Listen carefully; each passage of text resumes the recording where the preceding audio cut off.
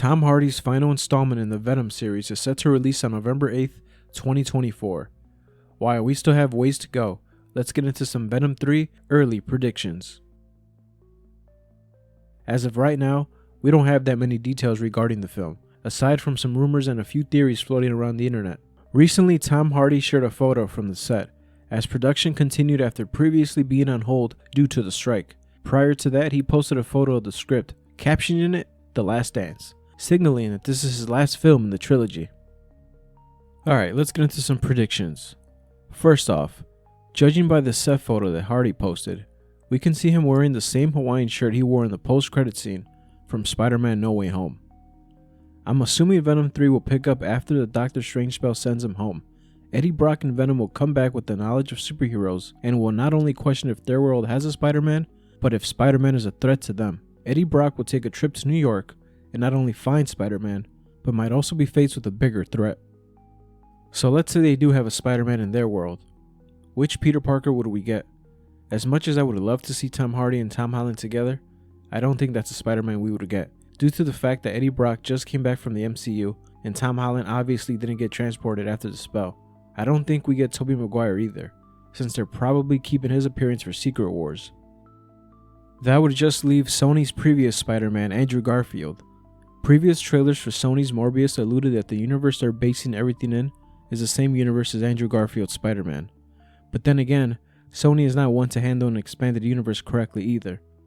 It would make sense for it to be Andrew. Fans were pleased to see him get his redemption in No Way Home when he saved Holland's MJ. In No Way Home, Andrew Garfield's Peter Parker also mentioned the period of time where he stopped pulling his punches after the death of Gwen Stacy. I would love to see a darker iteration of Peter Parker / Spider-Man. Maybe having him appear in Venom 3 can have the directors play into that.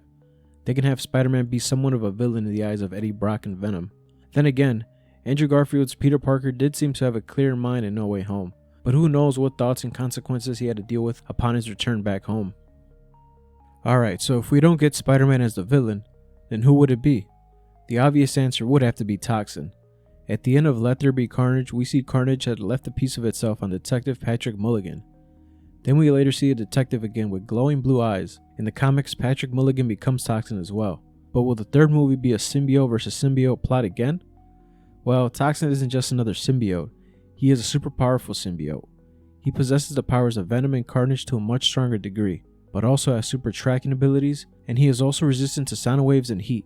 So Toxin would be a much tougher opponent for Venom, if they were to have him be the main villain. I went scouring the internet to see who would the people want as the next villain. So far, the people have expressed concern about another symbiote villain. Others want Peter Parker as the villain. Other people want Anti-Venom to make an appearance to fight alongside Venom. And another villain people seem to agree on is Jack-O-Lantern, which would be really interesting. I really hope Sony doesn't do another symbiote versus symbiote fight, but I wouldn't be surprised because again, it's Sony. For the final film in the trilogy, maybe Sony will go all out and have this movie be a multiverse-filled party. That brings us into some wild predictions. Sony knows their other solo films haven't done great, or most likely won't do great as the Venom trilogy. Now of course the Venom films aren't the best movies of all time, but they're still fun to watch. So what if Sony grabs all their characters and crams them into this movie? We could see Eddie Brock make his way to New York and not only meet Spider-Man, but also run into Vulture, courtesy of MCU, and Morbius.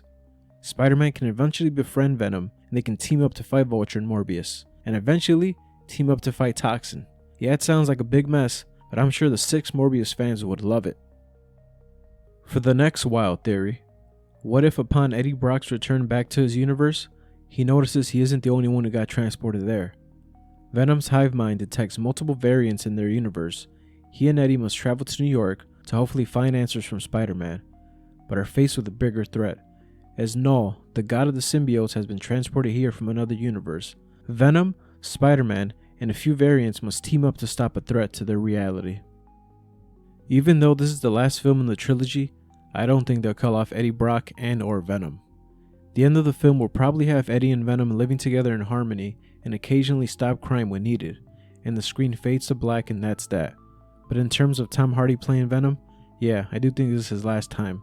That's why they teased the symbiote in the MCU. Will we see Tom Holland's Spider-Man turn into a bully for a bit? Or will it be his best friend Ned? I really wonder what route they'll take. I mean, currently the MCU is in shambles due to the firing of Jonathan Majors, so we'll see what happens with that. In terms of the future of Sony and their Spider-Man universe, other than the final Spider-Verse movie and maybe Madam Web, everything else looks like a fail. If they really do decide to take Miles Morales from animation and transition him into live action, it's going to be really interesting to see how they handle the future of all those awesome characters. I do have a video predicting the next Spider-Verse movie if you're interested. I also have a few fanfiction type of videos discussing the what if of other films. All videos mentioned will be in the description below. And as always, thanks for watching.